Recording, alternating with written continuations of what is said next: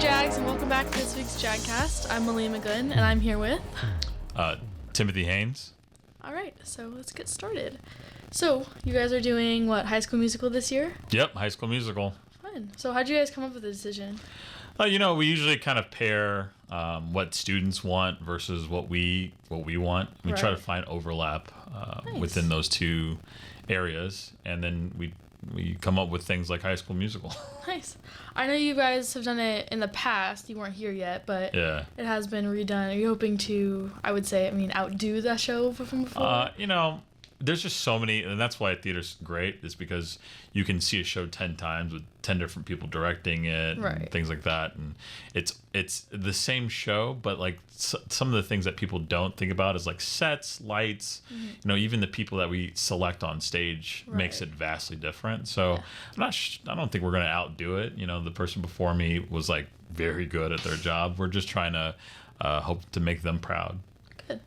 So how has it been going this year? You're almost getting to show dates soon. Yeah. I mean, we're just like every other year. We're fighting to get to opening day, and we're about to go into Tech Week, which means that we're about to learn all the lights, the sounds, and that's when it really comes alive.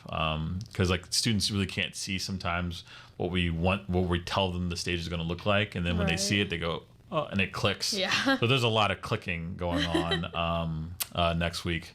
Where kids will finally figure it out, and then we have a Saturday rehearsal that's like 10 hours long, and that's really when it gets there. Yeah.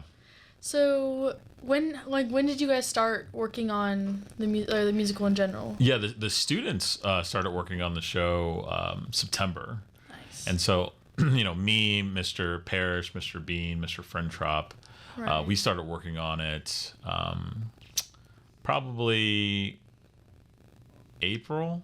Right. You had to think about like the way that you're gonna the sets and everything. Right. You had to think about that kind of things that early. Working ahead. But the kids are kind of the last piece that you get, and then hopefully you're in there kind of knowing everything, and you try to dodge curveballs, but curveballs come all the time. So I've had a couple people I know audition. How is the audition process like? Like, how many people do you usually have try out? How many people? Yeah. Do you have like working with you to judge on people who are doing it or not? Yeah, so we usually have about, it kind of depends on the show, honestly. Like, last year we had 90 some odd kids try out. Right. This year I think we had about 70 kids try out. We usually only take about 50 or so. And yeah, I mean, the way that works is that we have them usually get an audition packet. Once they get that audition packet, it comes with a couple of songs that they need to sing at the audition, and it comes with like monologues or like kind of big excerpts of what we want them to read. Right. And that's kind of it. At that point, if they nail that, they'll be called back. Nice. And if they're called back, then they're not guaranteed a name, but they're fighting for a name. Anyone that doesn't get called back just doesn't have a name per se, or we just don't need to see them, right? We don't want to waste their time. So that's kind of how it goes. Me and Mr. Bean, Mr. Parrish, Mr. Frentrop, we're in the room discussing every single person, and when it comes to 90 people, it gets pretty long. So. I bet. So you're obviously in the theater direction. So is Mr. Bean, Mr. Parrish, and then Mr.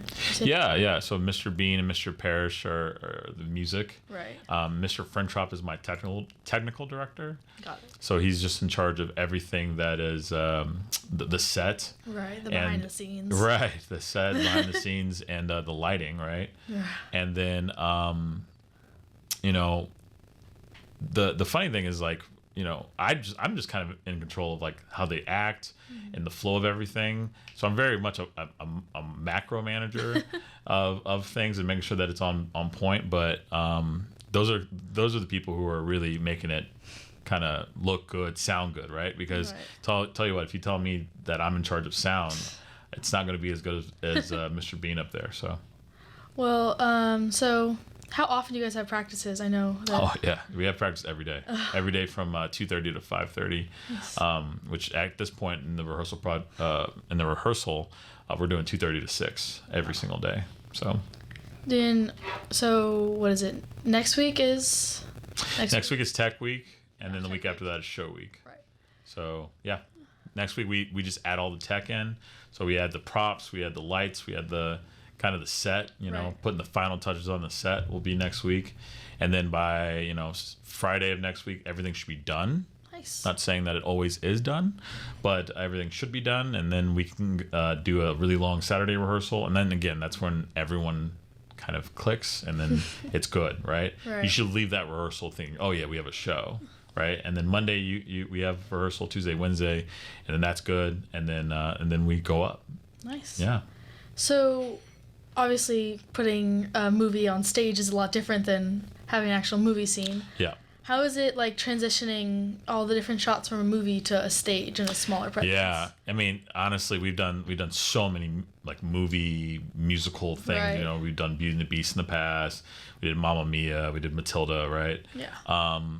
You just kind of not think about it, right? Like there's certain things that you have to make sure that you nail, right? Like there's expectations of it, right? But no one's thinking like specific shots or anything like that, right? They're thinking like, does Belle have this colored dress on, or is the Wildcats are they in red, right? Like of course they're in red, you know what I mean? So it's just one of those things where you just try to be authentic to yourself and be authentic to what people expect, and then I think you'll come up with a pretty good design. With you having 2 co-presidents this year, how is that working out, and how did you make the decision? Involved. Yeah, honestly, we just usually don't have co-presidents, right? But they're twin sisters, so it's kind of hard to choose. Yeah. No, I mean they're great. Yeah, they're great. I mean, if you ever met the Scrantons, you would probably could tell just how well they. I mean, they're awesome. Right. They're awesome. I got no bad words to say about them, off camera or on camera, right? And so, I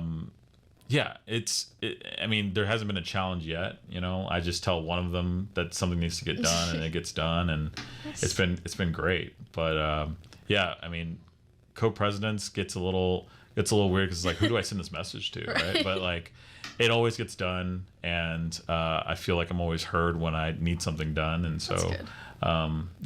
It's been great. I don't think I have anything else to ask. I think we touched all the bases. Yeah. All right. Well, thank you. Yeah, appreciate you for stopping by. Yeah. I don't know how I'm supposed to end this.